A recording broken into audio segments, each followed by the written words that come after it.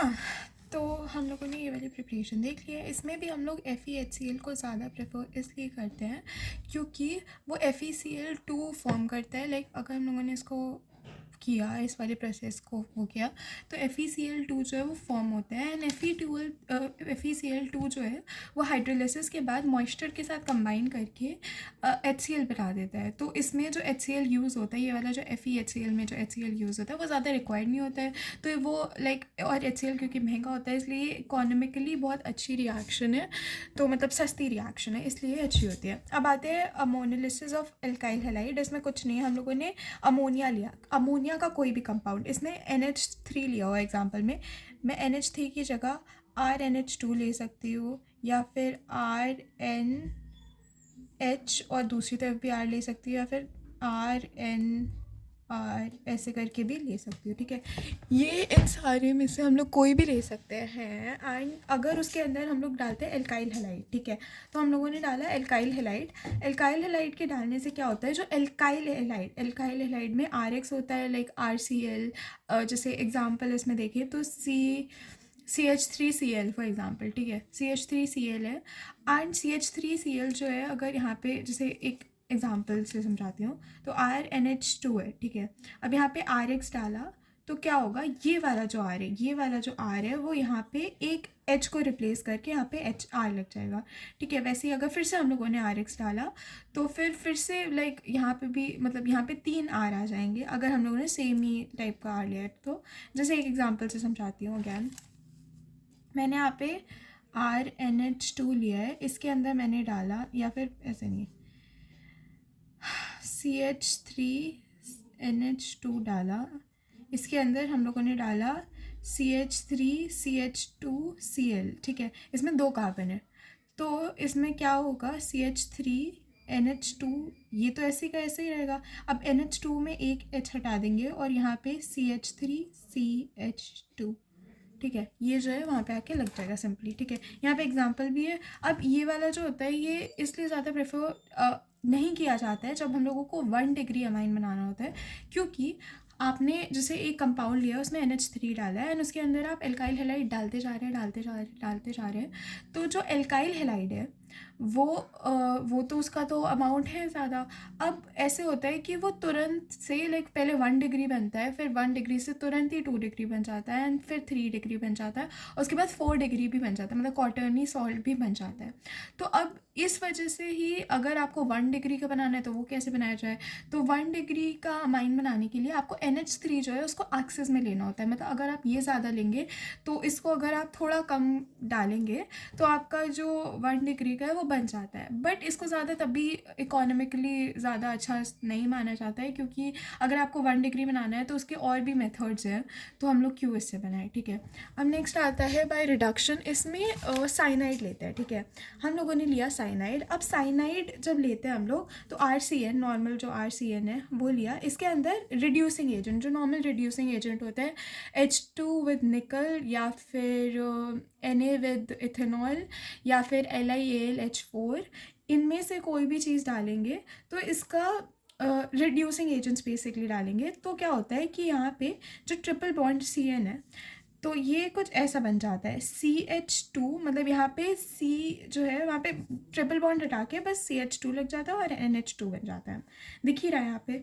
तो इस तरीके से। और एक और चीज़ है कि ये वाला जो Na विद इथेनॉल जो रिडक्शन के प्रोसेस में यूज़ होता है उसको मेंडियस रिडक्शन कहते हैं। मतलब ये तो इम्पॉर्टेंट नहीं है, बट एक बार जान लेते हैं जस्ट इन केस MCQ में आ गया, कुछ भी दे देते हैं आजकल तो CBSE वाले। अब यहाँ पे कुछ एग्जांपल्स है, सिंपल से है, यहाँ पे CN कहीं पे भी दिया है तो CH2 NH2 लगा दो, हो जाएगा। इसमें भी CN है, बस CH2 NH2 लगाना होता है, हो जाता है। फिर आते हैं इस वाले उसमें तो एसिड क्लोराइड यहाँ पे लिखा है, बट ये एसिड क्लोराइड यहाँ पे हम लोगों ने यूज़ नहीं किया है, ये गलत लिखा हुआ है। यहाँ पे हम लोगों ने यूज़ किया है अमाइड। ठीक है, अमाइड क्या होता है, जैसे यहाँ पे एसिड क्लोराइड लिखा हुआ था, एसिड क्लोराइड जो है ये जो होता है यहाँ पे Cl होता है तो एसिड क्लोराइड हो जाता, बट यहाँ पे है NH2, इसको कहते हैं अमाइड। अमाइड वो होता है जिसमें लाइक ये वाला पार्ट तो एसिड क्लोराइड वाला है, ठीक है, यहाँ पे R लगा है, C डबल बॉन्ड वो लगा है, यहाँ पे अगर Cl होता है तो एसिड क्लोराइड हो जाता, बट यहाँ पे NH2 है तो इसी को कहते हैं अमाइड। अमाइड के अंदर अगर हम लोगों ने फिर से रिड्यूसिंग एजेंट जैसे कि LiAlH4 डाला, स्ट्रॉन्ग रिड्यूसिंग एजेंट डाला, तो यहाँ पे कुछ नहीं होगा, ये पूरा वाला जो पार्ट है ये पूरा पार्ट हट जाएगा, ठीक है, ये पूरा पार्ट हट जाएगा। और एक सेकेंड, नहीं, मैंने गलत बताया थोड़ा सा।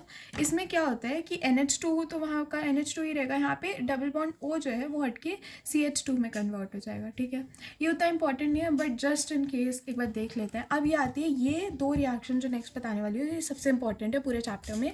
एक है गैब्रियल थालेमाइड सिंथेसिस, ये भी नेम रिएक्शन है, और फिर नेक्स्ट है Hofmann bromide degradation reaction. Gabriel phthalimide की बात करते हैं तो इसके नाम से पता चल रहा है गैब्रियल थालेमाइड, ठीक है। थालेमाइड की स्पेलिंग होती है PHT, यहाँ पे लिखा है PHTHALIMID, ठीक है। तो अब इसमें होता क्या एग्जैक्टली, ठीक है। सबसे पहले हम लोग लेते हैं थालेमाइड कंपाउंड। थालेमाइड कंपाउंड होता क्या है, तो बेंजीन रिंग है, ध्यान से देखना है। बेंजीन रिंग के यहाँ से C लगा है, यहाँ से C लगा है, यहाँ पे डबल बॉन्ड O लगा है, यहाँ पे डबल बॉन्ड O लगा, और इसका एक कॉमन एरिया है जहाँ पे NH2 लगा है। इसको देख के 2-3 बार लिख के याद हो जाता है, ठीक है। अब इसमें डालते हैं हम लोग एक बेस, KOH डाला फॉर एग्जाम्पल, तो क्या होगा, यहाँ पे जो H है वो रिप्लेस हो जाएगा बाय K, यहाँ पे हुआ है, ठीक है। मतलब पूरा सेम ही कंपाउंड रहेगा, बस N जो है वो भी वैसे ही रहेगा, और N के साथ H था, यहाँ पे N की जगह क्या आ जाएगा। फिर इसमें हम लोग डालेंगे कोई एल्काइल हैलाइड, मतलब हम लोगों ने RX डाला, ठीक है, नॉर्मल एक RX कंपाउंड डाला। तो अब K जो है फिर K रिप्लेस होके R लग जाएगा, मतलब पागलपंती चल रही है यहाँ पे, बट ठीक है, देखना है, एक एक इसका स्टेप याद होना चाहिए क्योंकि ये इंपॉर्टेंट रिएक्शन है। फिर उसके बाद इसमें 2NaOH याद रखना, 2NaOH रखना है। तो N जो है अब ये पूरा हट जाएगा, ठीक है, ये हटा, इसको हम लोगों ने खोला, और फिर ये ऐसे करके यहाँ पे और यहाँ पे हम लोगों ने लगा दिया ONA, दोनों तरफ ऊपर नीचे ONA लग जाता है, और इसका बाय प्रोडक्ट जो निकलता है, ये कंपाउंड बनेगा, इसके साथ बाय प्रोडक्ट में RNH2 मिलता है। यही है, ये प्रोसेस इसकी है, बट हम लोगों ने इतना सब किया है इसको बनाने के लिए, ठीक है। अब अगर हम लोग देखें तो इसमें क्वेश्चन आता है, by the help of Gabriel phthalimide synthesis we can not prepare aniline. अब एनिलीन होता क्या है, हमें पता है एनिलीन होता है ये, ठीक है, एनिलीन है हमारा ये स्ट्रक्चर जिसमें NH2 यहाँ पे लगा होता है, मतलब बेंजीन रिंग के ऊपर एक एरोमेटिक कंपाउंड के ऊपर NH2 लगा है, ठीक है। अब क्योंकि बेंजीन रिंग एरोमेटिक होता है, हम लोगों ने पढ़ा है कि एरोमेटिक क्या होता है, एलिफेटिक क्या होता है। एलिफेटिक जो ऐसे वाले कंपाउंड जो होते हैं उनको कहते हैं एलिफेटिक, ऐसे वालों को एरोमेटिक कहते हैं। अब क्या होता है यहाँ पे कि सेकेंड स्टेप में हम लोगों ने RX लिया था, अब पर यहाँ पे क्या होता है, और यही वाला जो R है, जो यहाँ पे R लिया था, वही जाके हमारा जो NH2 है उसमें वही यही वाला R जाके लगता है, ठीक है। तो इस वजह से यहाँ पे ये होता है कि बेसिकली जो एरोमेटिक है वो, अब यहाँ पे RX लिया था हम लोगों ने, यहाँ पे हम लोगों ने कोई ऐसा कंपाउंड लिया था CH2X करके कुछ ऐसे लिया था, CH2Cl फॉर एग्जांपल, CH2Cl लिया था। अब CH2Cl जो हम लोगों ने यहाँ पे यूज़ किया है, अब उसकी जगह हम लोगों को कोई ऐसा कंपाउंड लेना पड़ता, क्योंकि यही वाला जो R है वो यहाँ पे आके लगा, और यही वाले R से हमारा अमाइन बनेगा, ठीक है। तो अब ये वाला जो R है उसी से रिलेटेड हमें कुछ भी लेना होगा, मतलब जो हमें यहाँ पे प्रोडक्ट में फॉर्म करना है। अगर फॉर एग्जांपल मैं एक एग्जांपल लेती हूँ, ठीक है, मैंने यहाँ पे एक ऐसे एक बेंजीन रिंग ले दी, और यहाँ पे क्लोरीन लगा दिया, ठीक है। अब मैंने फॉर एग्जांपल इसी वाले कंपाउंड को यहाँ पे पहुँचाया, ठीक है। तो हम लोगों ने इसमें R वाला पार्ट, R क्या था, R वही होता है जहाँ पे कार्बन्स लगे होते हैं, तो यहाँ पे N के साथ ऐसे बेंजीन रिंग लग जाएगी, ठीक है। मैं एक एग्जांपल ले रही हूँ बाय द वे, ठीक है, ये ऐसा होता नहीं है, ठीक है। यहाँ पे ये लग गया, और फिर ये वाला जो है ये, अब क्योंकि यहाँ ये प्रोसेस होगा और फिर RNH2 बनेगा, तो यही जो है ऐसे यहाँ पे आके फाइनल प्रोडक्ट में हमारा जो बेंजीन रिंग है उसके साथ NH2 बन जाता। पर ऐसा होता नहीं है, ठीक है, ये पॉसिबल नहीं है। ये क्यों नहीं पॉसिबल है, क्योंकि ये होता है हमारा, हम लोगों को, तुम्हें ये भी हम लोगों को पता होना चाहिए, जैसे ये जो है, ठीक है, ऐसे मैंने लिया है यहाँ पे ये चीज़, कोई एरोमेटिक है चीज़, और यहाँ पे हम लोगों ने नॉर्मल R लिया है, ठीक है। तो अगर हम लोगों ने यहाँ पे ऐसे लिया, इसको कहते हैं एल्काइल हैलाइड और इसको कहते हैं एराइल हैलाइड। ये चैप्टर 1 में, जो ऑर्गेनिक का चैप्टर 1 है हैलोल्कीन हैलोरीन में, उसमें बहुत अच्छे से बताया गया है। बट अभी मैं एक बेसिक दे देती हूँ कि मतलब यहाँ पे जो है हमारा, इसको कहते हैं एराइल हैलाइड, उसको कहते हैं एल्काइल हैलाइड, ठीक है। तो यहाँ पे एल्काइल हैलाइड गिवन है, यहाँ पे एराइल हैलाइड गिवन है। तो अब यही होता है कि बेसिकली हमें अगर ऐसा कुछ फॉर्म करना है, अगर हमें एनालीन फॉर्म करना है, अगर हमें कोई एरोमेटिक प्रोडक्ट फॉर्म करना है, तो उसमें हमें एरोमेटिक इसमें डालना भी तो पड़ेगा। तो वही लिखा है, because of the preparation of because for the preparation of aromatic 1 degree amine we have to use aryl halide, ये वाला यूज़ करना पड़ेगा इंस्टेड ऑफ एल्काइल हैलाइड। यहाँ पे RX की जगह हमें कोई ARCL ऐसा कुछ यूज़ करना होगा।